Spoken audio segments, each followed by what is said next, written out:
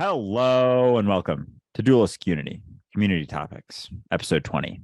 I'm not concerned about what I say or so much of what I do and how it's going to be perceived by anyone else. And I think in that mentality of that lack of concern, I'm able to express things more clearly and freely than I ever possibly could when I was so concerned with how it would be perceived. And so it's reinforcing to myself that really only ever comes down to that mentality and that recognition that you're never doing anything wrong, despite what you may think. And it's really important to remember when you are doubting yourself and looking towards somebody that you assume doesn't doubt themselves, that's not a light switch.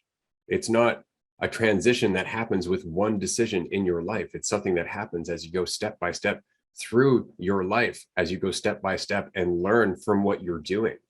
So the destination that you have in mind isn't actually the destination that eventually you'll reach. It will be totally different because it will be you. It's really important to remember that although it may look like Andrew and I are doing something here on the podcast, that's probably not what we're doing. What we're doing is something else entirely that you're perceiving in a certain way according to how you perceive your own path. So keep that in mind. Things are never what they appear to be. Also remember that by virtue of you being everything, there isn't a single thing that somebody else can accomplish that you can't accomplish through enough time and attention and the opportunity to do so. It's just about allowing yourself to be what you are until you can recognize how much that is. Then it's a totally different conversation. All that said, community topics number 20. It's crazy how fast these have accumulated over time. They're really a lot of fun. I really look forward to these episodes each and every week. And I just wanted to say very quickly, thank you again for the suggestions for this week's topics. The winning topic this week was instinct and intuition. Now, I haven't decided if that's instinct and intuition or instinct versus intuition, because we'll explore that a little bit further as we go. There was also a tie for second place in the vote. The first was conflict in relationships, and the second was ADHD. Now, we have a workshop coming up this weekend on authentic coaching and relationship building. We have a follow-up workshop happening in early February on relationships and dating, and that's going to very much cover conflict and how to see that conflict, avoid that conflict, work with that conflict, and much, much more. And so we're not going to discuss conflict in relationships today. We are instead going to stick with instinct, intuition, and ADHD. All right. So with all that said, let's get into it. So instinct, intuition. I feel like there's a lot of overlap, and I've been trying to think about what the differences are. I feel like instinct leans action based and intuition leans thought based, but without the overlaid idea of the right way to do things. It's just kind of something that naturally arises when you aren't so concerned with doing the right thing. But I think both are rooted in a certain faith in yourself. And when you have a certain degree of faith in yourself, those instinct, intuition are allowed to arise, or it could be even that they're always arising. And the degree to which we have faith in ourselves dictates how well we can listen to it or how well we hear it.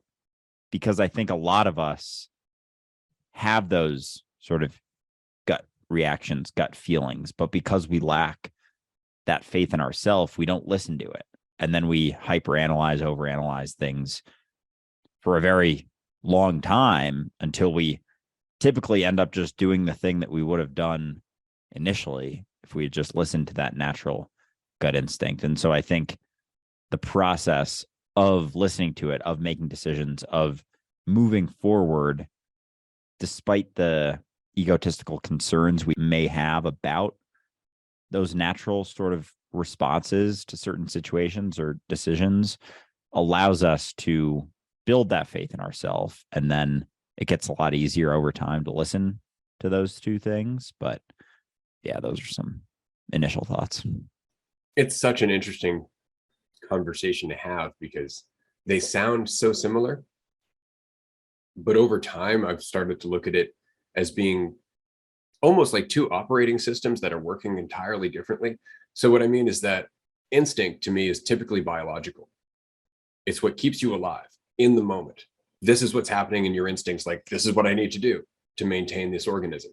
Whereas your intuition is something else. As you were saying, your intuition is more based in your awareness. Your intuition is more based on the subjective side rather than purely the instinct to protect your biology or to sustain your biology or to perpetuate your biology. Right. And so a good example, I was walking down the street with somebody, and as we were walking down the street, the traffic was really close, and we were aware of the traffic, or at least I was aware of the traffic and how close we were to the bush on the other side of the sidewalk. And a snake came out onto the sidewalk. And I felt my instinct, which was to move out of the way. On the other hand, I also had a certain degree of awareness of my surroundings. And my intuition was that there was likely a car behind me if I moved out of the way. And so I didn't. I just stopped and allowed the snake to do its thing and leave. But my friend jumped into the road and almost got hit by a car. And it's because she was acting on instinct without any degree of awareness, without any intuition. And so it really made me think, well, now that's interesting, right? Because the biology is almost hardwired to keep you alive. I think that's what we mean by instinct. Like, it's our instinct to procreate, right? It's our instinct to protect ourselves. It's our instinct to find shelter and find comfort, or at least to build a family to some degree. And that's largely because of the path our biology as humans has taken for so long. That's all hardwired because it's how our biological strain learned to keep itself going over time. And so I think until we gain a sense of awareness or intuition, it's almost like a really rudimentary way to navigate reality based on the most basic senses, right? The physical senses. I think it really is just the body's way of maintaining itself in reality, but it lacks nuance, it lacks awareness, it lacks the ability to look at other people, which actually made me think, because instinct is almost always immediate. The body recognizes that there's a danger now and it does something about it. Or the body recognizes that there's an opportunity to, say, procreate, and it takes advantage of it. All of a sudden, all of your hormones kick in. You're like, why am I so attracted to this person? It's because your body is just like, here's an opportunity, take advantage of that opportunity. And so it's in the moment trying to influence you based on what it perceives to be its dangers and its needs. Always a limited perspective, right? Whereas intuition almost encompasses more in terms of time. Intuition actually looks backwards and forwards to some degree, not deliberately, but it's aware of more time. And I think that's what changes that black and white light switch mentality that is instinct into the more gray area that is intuition. Those are my initial thoughts. Yes. All right. I've thoughts with this as well. I like that where this is going, because initially getting into this, I was like, dude, I hadn't really thought about instinct or intuition or any of this shit before. And so I was, as I do, watching some YouTube videos just to kind of hear more, like I have some initial thoughts. So anyway, now that you've been saying all this, I see intuition as sort of like the overarching awareness that we are, as you mentioned. And then instinct is that kind of condensed into ourself. Like, our instinct is a protective device for ourself without regards for our environment, or for environment being, surroundings as well as the time aspect. So we're able to utilize our intuition in order to inform that immediate instinct. But the instinct initially is kind of blind to everything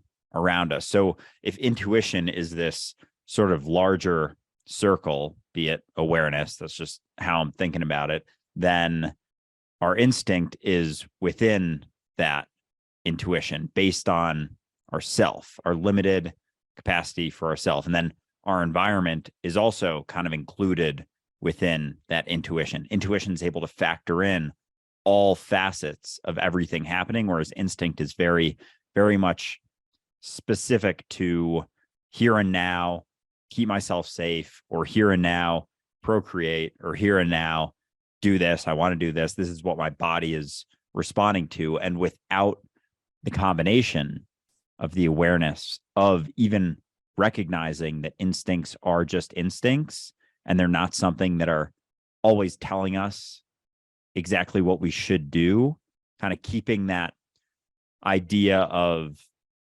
that sensitivity and the recognition of nuance and those gray areas, that nothing is ever black and white, allows us to kind of move with our instincts, not necessarily completely fight them or discount the reality of them, but also not be so taken away by them that we don't even know, that we just kind of like follow them willy-nilly, and all of a sudden, we're following our biological sexual instincts without any sense of intuition, and all of a sudden we have 25 kids with 20 different women, because that's kind of the raw reality of a biological instinct without any intuition, is at least that. But with intuition, we can recognize, okay, if I have 25 kids with 20 different women, probably going to be it's not to say anything's right or wrong, but it's going to make my life a lot more difficult if I'm existing in that way. So although our instincts are always telling us to do something, that intuition helps to inform that and allow us to understand the potential implications, but also without getting so caught up in that hyper analysis of thinking that we always know what the right thing to do. So there's always a sensitivity with both ends of it. Absolutely. Because as always, it's both and neither, right? Like there is no mind-body split. The mind and the body are connected, which is why the mind affects the body and the body affects the mind. But like everything, it's a spectrum. Both poles affect one another. And if you're not aware of both poles having their own influence, their own pull, then you're just in the middle, struggling to maintain any degree of awareness whatsoever, right? So I find that to be really interesting. Another thing I find to be interesting is that we can, through practice, reduce our instinctual reactions to the physical environment. And we can do so by gaining awareness and calming down. And so what I mean is that in the example I gave about the snake that came on to the sidewalk, I didn't react. And I didn't react because of how many other times I've went through something where my instinct went, and I worked on calming myself down, or I didn't, and I hit the consequence at the end of that reaction and went, and I, took that in after the fact. But the point is that through that, I got to a point where I didn't react according to my instinct. There was a moment where it's like, what do I want to do with this? And I had a chance to exercise awareness. There are monks who practice this very thing so much that, when you're not paying attention to something, or you're not paying attention in general, and all of a sudden there's a loud noise, like somebody drops something really loud, or somebody comes up behind you and goes, boo, right? And quite beyond your control, your heart skips a beat, like you actually have that moment. Well, there are monks who have trained themselves so much over time that they don't have that reaction. Physiologically, they've actually been tested, and there is no response to that external stimulus. They're calm through it all. They can still act accordingly, but the reaction to their instinct has been looked at for long enough that it no longer has the same sway over their awareness and their intuition. But that's a spectrum, right? Like if you look at children, they're largely instinctual. You look at teenagers, they're largely instinctual, and it's something that we have to grow through to gain more awareness, right? And the same is true in terms of practice. You are not going to gain more awareness by virtue of you simply getting older. There's practice to it. There's the willingness to grow. There's the willingness to question, and all of that. And so as you continue down that path, you start to look at your instinct a little bit differently. But on that topic, see, I find instinct to be really interesting, because when we're talking about instinct, I immediately look back to before the last 10,000 years. Because in the last 10,000 years, we've been building empires. We have left the natural world. We have left the way that humans used to exist, and we've superimposed this mentality of control, this mentality of empires, this mentality of insurance and safety. And so our instincts are in an environment that they don't understand, right? Like the instinct to procreate, for example. makes a lot more sense when you are part of the natural world, wherein the human species is regularly being diminished by a lack of food or other predators. It makes sense where you would want to continue to procreate simply to outpace the number of people who are dying.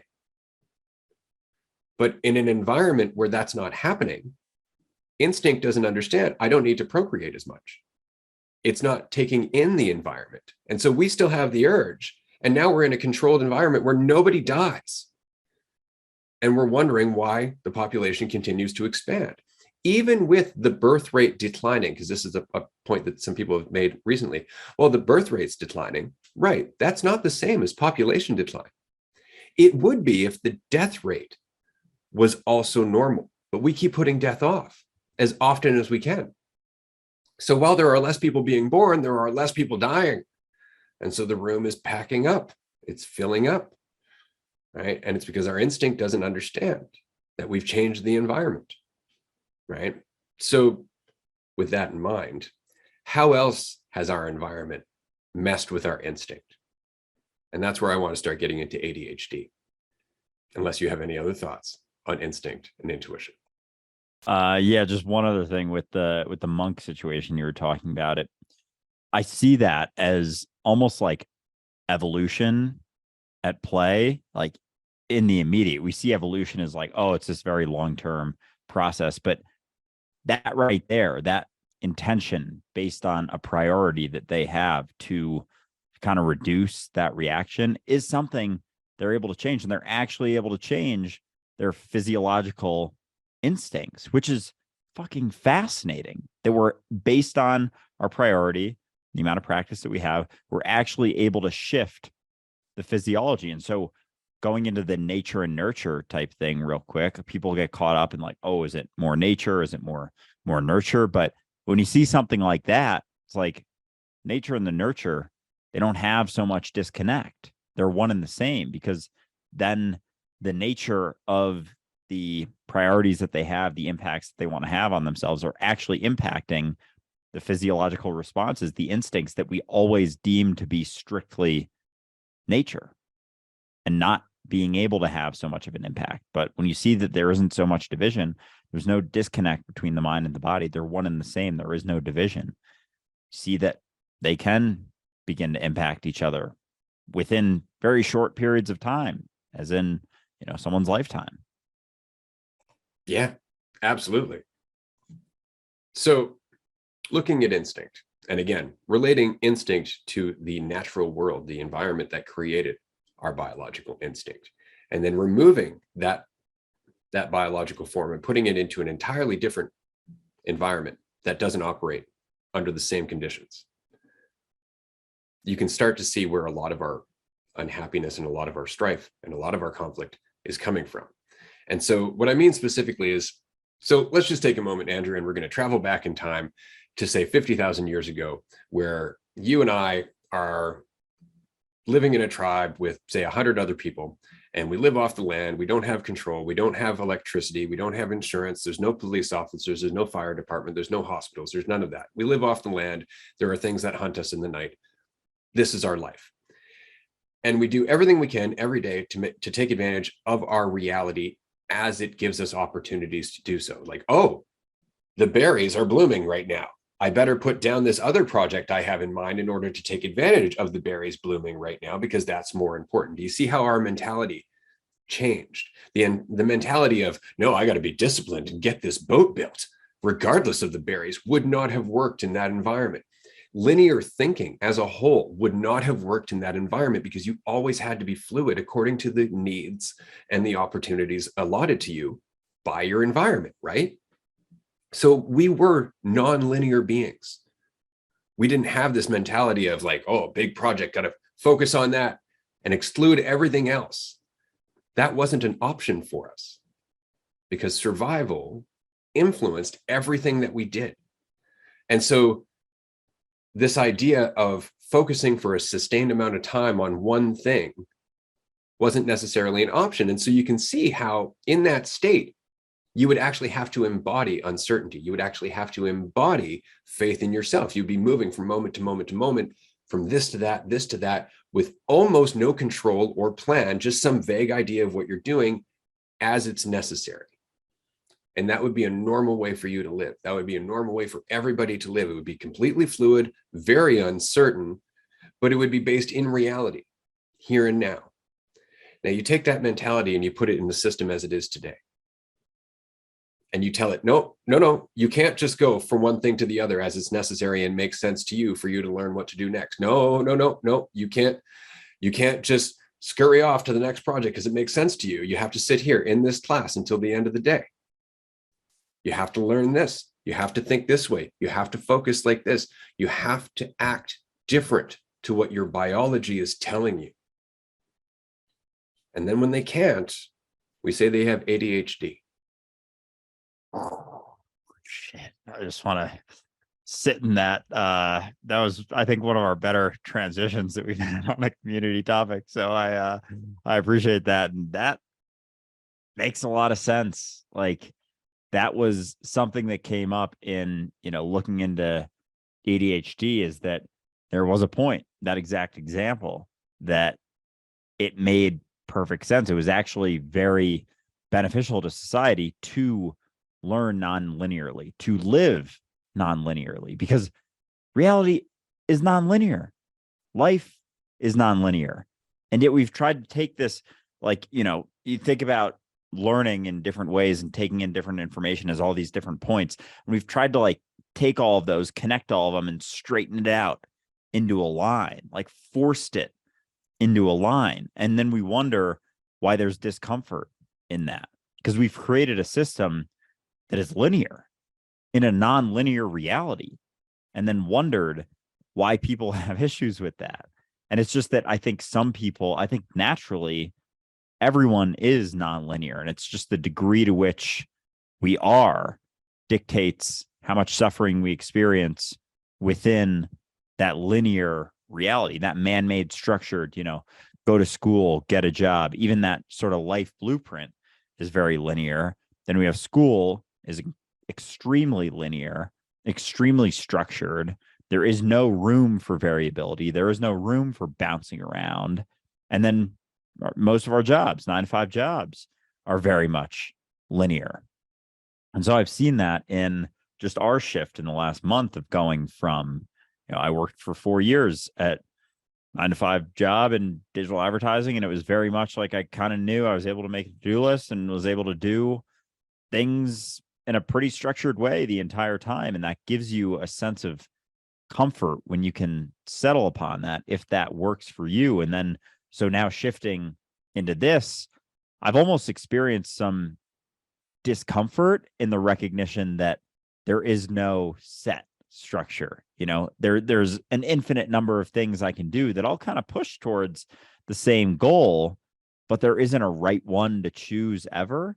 And I've even experienced that day to day. Like I think I talked about this on one of the episodes, but I had a morning that I woke up and kind of had a bunch of things I had written down to do. And then you got our episode with Lisa Ann out like super fucking quick. And I was like, I have all these things I want to do, or I could start clipping up some stuff from this. And so I just started doing that. And that was just as reasonable as any other decision that I could make. And that is exactly how, not exactly, but that is more along the lines of how someone with ADHD thinks. They bounce around, they see an opportunity to do something and they do that. And everything they're doing is informing everything they're doing all the time. But we have this idea that we should go in this set path. And so then it goes against, as you mentioned, it goes against their natural biology to bounce around, which I think everyone experiences to some degree, as our biology is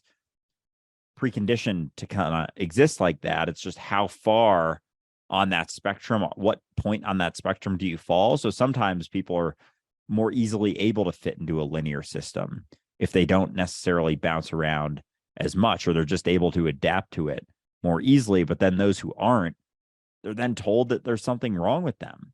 And that reinforces sort of lack of faith in themselves. And then we fucking give them drugs too and say, oh, there's something wrong with you, so you need this to normalize yourself. And all that does is kind of puts this bouncing around mentality into a linear way of thinking. It suppresses that bouncing around in order to fit into the made up structure that we've created.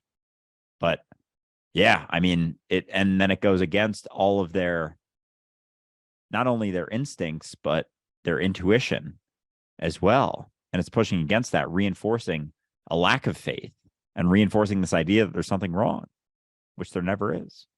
Yeah, isn't it funny that they'll give us medication to straighten us out in their fictitious linear world? Isn't that interesting, where the rest of the time we're fluid and squiggly, right? But I wanted to say actually really quickly that I think everybody starts with ADHD. I think it's our normal state. When you look at children, they're not linear beings.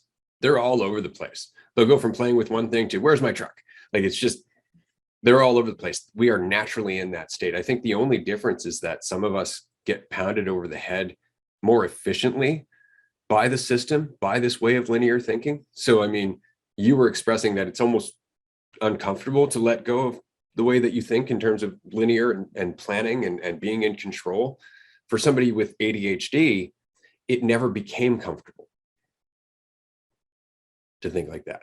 It was always uncomfortable.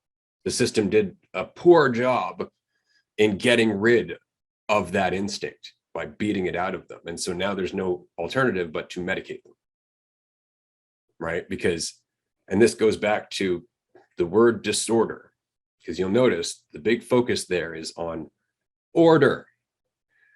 The big focus there is on order. And so the system wants order. It wants everything to be neatly aligned in a linear track that they can take advantage of. So anything that doesn't fall into that is disorder. That's the problem, is that you're not falling into line with what the rest of us are doing. So therefore there's something wrong with you, not the system that has conditioned us to think this way.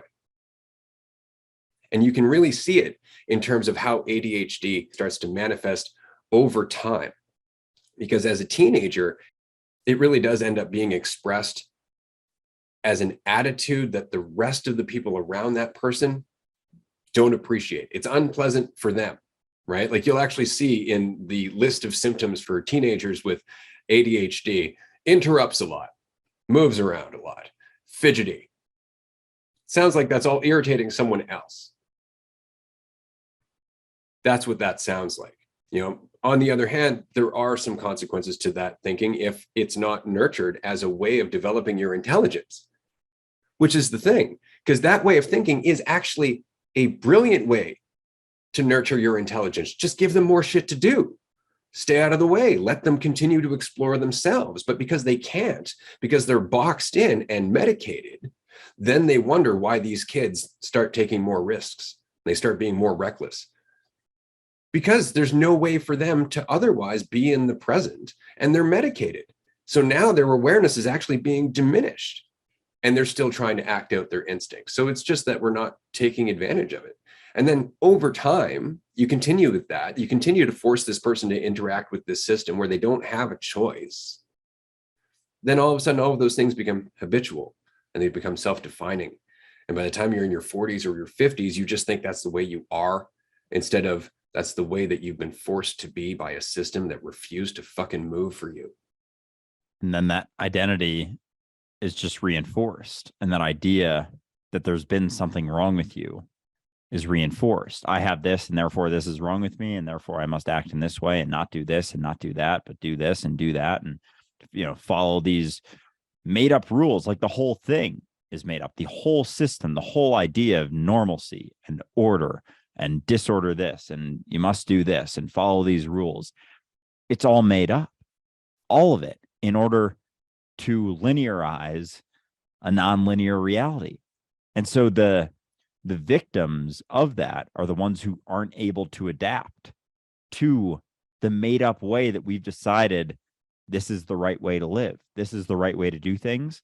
And why? Because it's more easily controllable, because we're more easily able to dictate things how we want to. And it's like, whose preference is it?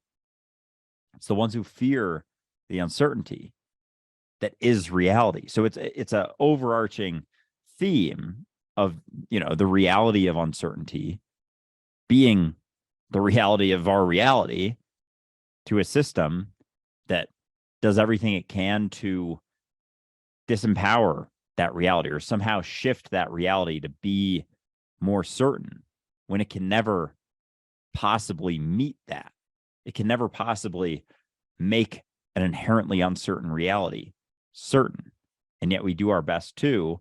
And the victims of that are the ones who have a tougher time fitting that made up system. And so then they're told that something's wrong with them. We actually give them medication to change their natural biology. And it makes me so fascinated because all this time, growing up, I thought, oh yeah, that makes sense. They're, different, whatever, medicate them. But like, we don't even wonder if there's something wrong with that. Almost. We don't even wonder if maybe our idea of normal isn't actually normal. Maybe this person who doesn't fit this system doesn't actually have anything wrong with them. Like, how are we not able to see that there is a biological component there? Let's look at that. Why do we think that that's not normal? But I guess we've seen that in so many different ways. We saw it with gay people for so long. People saw that as abnormal because it didn't fit their idea of, the way things should be. And so people for a while thought that was a mental disorder. It's like anything that doesn't fit that narrative, that mold, is told that it has a disorder when the reality is that all of these disorders, are any of them even disorders? Or is it just relative to a system that desires order in an inherently disordered reality? Exactly. Well said.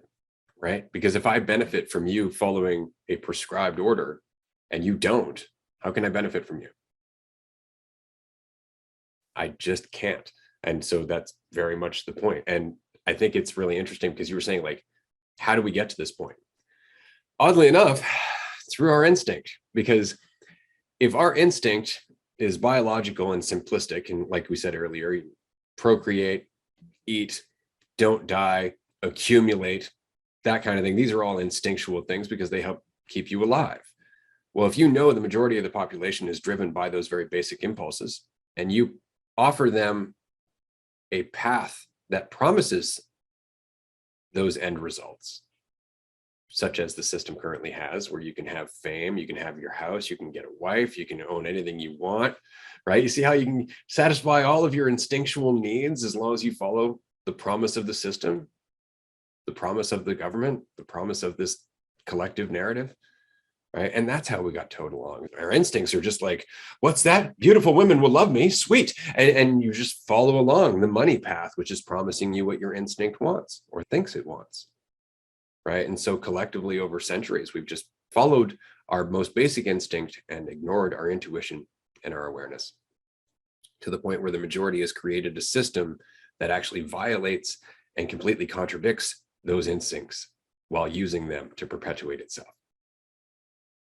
So that overarching instinct has driven the entire society that we exist within, and the system that we currently exist within is a embodiment or reflection of that instinct taken so far that anything that doesn't fit that path or that desire to get the ultimate, response to those instincts, we say it has a disorder, doesn't fit, it's abnormal, doesn't work. And we just do everything we can to fit it back into that made up thing because we have never had the awareness or the intuition to recognize that maybe our instincts aren't always what's best for us when we're able to take a step back and look around for even a split second.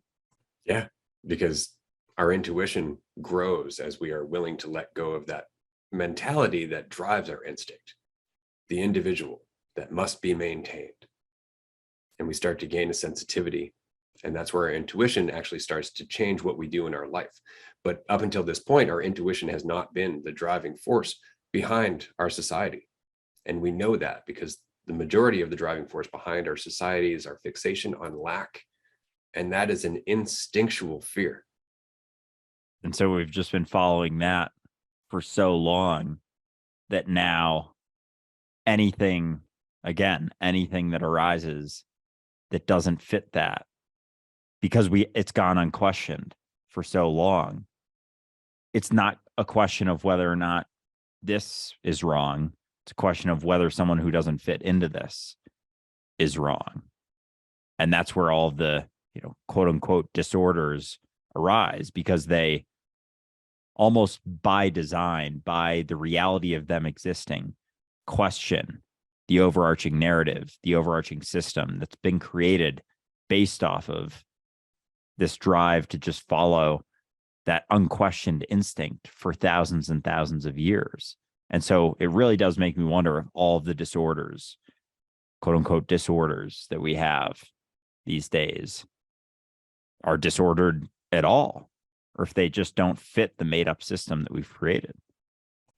I'd say that's a topic for another Community Topics episode for sure, because ADHD is its own huge topic. And I think we've done an excellent job in dipping our toe into that conversation. Sure, we may have made a few people upset in some of the things that we've said, but I hope that the overarching message here, if you do suffer from quote unquote ADHD, is that you're actually almost better off than the people who don't. And it's because you weren't so efficiently conditioned to stop listening to your instincts. That doesn't mean that there isn't a lesson for you to learn in terms of raising your awareness of those instincts, or raising your awareness of the fact that those instincts are still influencing you. But at least you haven't been conditioned to the point of thinking that those instincts aren't there, right? That it's all linear, habitual, conceptual discipline. At least that still feels odd to you. That's a good thing, is what we're saying. Yeah. And again, just to reiterate, there's never been anything wrong with you, despite what the system may tell you that you have this disorder or that disorder. Really comes down to the recognition that you've never done anything wrong. Everything you feel right now, nothing wrong with any of that. And there is a lesson to be learned in that, and also just a recognition that there is so much potential in whatever you're experiencing, whatever the system tells you is a disorder. There's a lot of actually incredible things because of that thing that you're told is a disorder. So relaxing into that recognition that despite whatever the system tells you is wrong with you, there's never ever been anything wrong with you. And through that more relaxed state and allowance of the reality of you to just be expressed in whatever that instinct and intuition on top of that has been telling you the whole time, there's a lot to learn and a lot to, again, a lot to express from that recognition that despite what you may think, despite what you may be told, there's absolutely nothing wrong with anything about you. But do keep in mind that people will tell you there's something wrong with you if you're invalidating what benefits them. Always important to remember. These aren't a group of peers that you respect. These are a group of peers you've been told to respect and listen to. It's a very different argument. And on that note, we are going to end our 20th episode of Community Topics. This has been a blast. I am really enjoying this series. Thank you, dear listener, for joining us. As always, do keep in mind the April retreat is coming up April 1st. Tickets are still available. There's 3 more. The Netherlands retreat will be available to our Tier 3 Patreon supporters very shortly. Next week on Tuesday during Dualistic Unity Raw, Tier 2 supporters and above can actually join us for the recording of an episode, and it will be made available on the podcast and on YouTube after the fact. So we're very excited about that. If you'd like to join us on Patreon. The sign-up form is there for Tier 2 or Tier 3 supporters. It's going to be so much fun. I'm really looking forward to showing everyone the magic of these groups. Absolutely. Excited for that. So appreciate everyone joining, listening. Hope you enjoyed, and talk to you next week. Bye, everyone.